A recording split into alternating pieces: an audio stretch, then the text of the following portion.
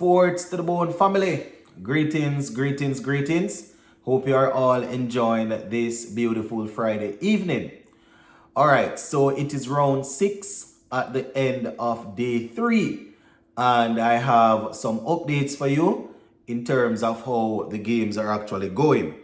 As a matter of fact, one game has already finished. That's the Windward Islands versus the West Indies Academy, with the Windward Islands securing victory. Boy, I tell you, Windward Islands taking victory, not allowing the game to go into day 4. So that game, Windward Islands actually won the game by 158 runs. So let me just give you scores in the game once again.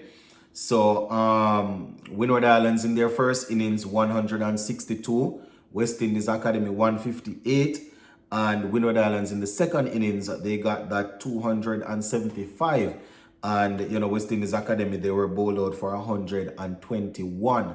So Windward Islands securing victory in that game. Let me just go through and give you the top performers once again in both innings. So in the first innings, when Windward Islands made that 162, batting for them, we have Springer. Springer got 31, and Pascal, he made 26. So those were the two top scorers in that first innings. Bowling for the West Indies Academy, Lane picked up 3 wickets and Joshua Bishop had 4. Bishop got 4 for 24 and he led the way there. Now, batting for the West Indies Academy in that first innings, when they were bowled out for 158, getting some runs, Alain made 35 and Bowen Tuckett was once again amongst the runs. He got 36 of 65. Now, bowling for the Windward Islands team, Tyson picked up 5 for 50. He was supported by John and Springer, who both picked up 2 wickets each. So that was enough there in that innings. Now, the Windward Islands batting in the second innings, it was much better than the first innings, where they scored at 275 in the second innings. Alec Arthanes made 89, Hodge made 41, and Sunil Ambriz, continuing his good form, he made 41 also. Now, bowling for the West Indies Academy in the second innings, Ashmead Ned had 3 for 65, and Joshua Bishop once again got 4 for 78. So that is how that went there. Now, with the West Indies Academy batting the second time, things didn't go too well for them. They ended up losing the game by 158, as I said earlier, getting bowled out for 121. Teddy Bishop made 47 and Alain made 18. Ogis made 24. Bowen Tuckett made 10. So that is all they were able to muster in that second innings. Springer picked up 4 wickets. Sirius got 2. And we would have seen Tyson and John also getting 2 wickets each. So that is how Alec Arthanes and his team were able to secure victory. So congratulations to the Windward Islands for picking up that victory, victory in that game. All right, moving on. The combined campuses and colleges going up against Trinidad and Tobago, and that one will go into day 4. Combined campuses and colleges, they still need 382 runs and they have 9 wickets in hand.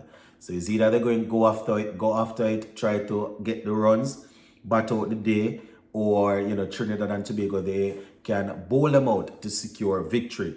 So Trinidad batting the 591 in the first innings. I said we're just going to touch the second innings. Second innings, after bowling out combined campuses and colleges for 238, Trinidad and Tobago just went in and got 95 for 2 of 17 overs. So in that second innings for Trinidad and Tobago, let me just give you that real quick. Trinidad and Tobago second innings there, Mohammed made 41 not out, Django getting 34 not out, following up on his century. The 2 wickets there, Goodrich and Blades, they picked up a wicket apiece. Now, combined campuses and colleges batting, well, let me give you the end of their first innings. We We touched on the beginning of their first innings yesterday. So let me give you the end of their first innings. Then we go into the second innings. So combined campuses and colleges with 238 all out in 77 overs. Leading the way for them, Utley was left not out on 56. He was supported by Puran, who got 40. So those were the two guys there that led the way. And bowling for Trinidad and Tobago, Phillips, and Anderson Phillip, he got 5 for 71. So he was pretty good with the ball. Terrence Hines got 2 and Charles got 2.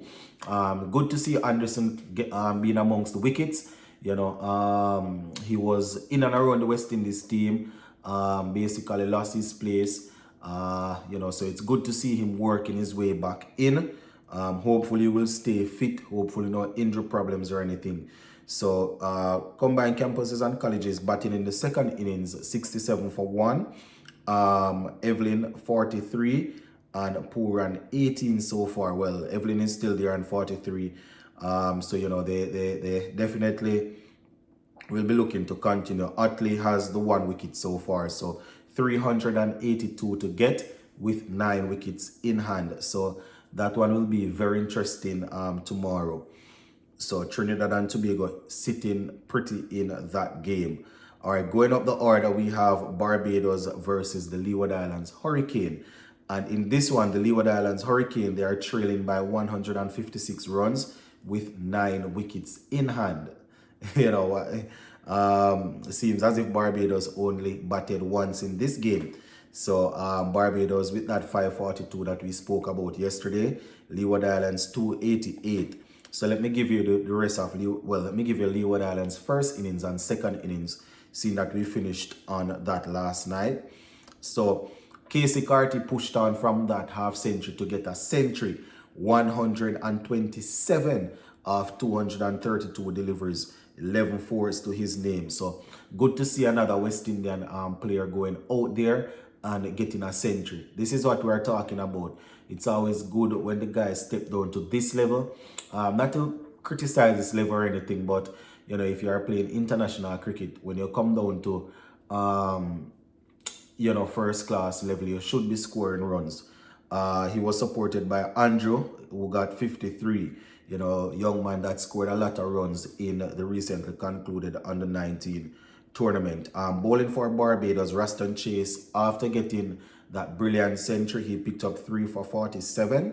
Cumberbatch got 3 for 48. Reefer picked up 2.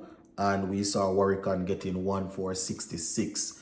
Leeward's batting a second time, 98 for 1. Louis, 45 not out. Powell made 52. So, you know, Reefer, well, the 1 wicket so far going to Wickham. So, you know, 156 more to get with 9 wickets in hand. So this one going to be very interesting, my viewers and subscribers. Barbados will have to pluck something out of the hat for this one here after deciding to bat only once. Moving on now to the final one, Jamaica Scorpions versus the Guyana Harpy Eagles. And this is another interesting one, my people. The Guyana Harpy Eagles getting a good amount of runs in their first innings, getting 424, and bowling out the Jamaica Scorpions for 153 in their first innings. Now, going into the final day, Jamaica Scorpions need 296 more runs to win with 8 wickets in hand. So I wonder how this is going to go. Either they're going to go after it, try and get the runs, either they get bowled out, or just stay and bat and bat out the day and draw the game. But all three, you know, 3 results possible there. So Guyana, let me give you Guyana's second innings before I go into Jamaica's second innings. So Guyana 147 for 4. 147 for 4. Batting for them, Tajan and Shandopal 11 of 32. Perez made 22. But who led the way was Imlak. Imlak getting 44 from 70. And Sinclair was left not out on 36. Anderson got 25. So good to see there. Bowling for the Jamaica Scorpions, Derval Green in that second innings picked up 2 for 39. He was supported by Mindley and Mansing with a wicket apiece. And in the second innings, the Jamaica Scorpions 123 for 2 of 44 overs. So far, Buchanan, he made 39 of 101 deliveries. And at the crease, we have Mackenzie on 39 and Brandon King on 13. Two international players, right? Albeit different levels. We have Brandon King playing in the white ball setup mostly, and Mackenzie playing some test cricket, right? So, these are two senior guys playing at the international level. Jamaica needing 296 runs to win. Now is when they have to stand up and be counted. The rest of the batting lineup hasn't been, it's not like it's firing so far. So these are the two international players there at the crease. They will need to stand up and make most of the runs. And talking about international players, the Guyana Harpy Eagles have their own. You understand? Sinclair and these guys, Isaiah Thorne, who is just moving from the under 19 level, looking to get to the international level. We'll have something to say about that also. So we definitely will see how that goes. Now, those 2 wickets so far, one going to Sinclair and one going to Pramal. Right, Pramal, Moti is also there. Pramal, we know the veteran campaigner, so Scorpions will have those guys to cope with if they are supposed to get that 296. But how things looking now, my people? Going into day 3, most of the games here we see possible results coming: win, lose, draw. All 3 results going into day 4. So. Yeah, we're going to continue to monitor. Just let me know what you all think in the comment section. Casey Carty getting a century today and things. So big up on yourself and let me know what you all think. Bless.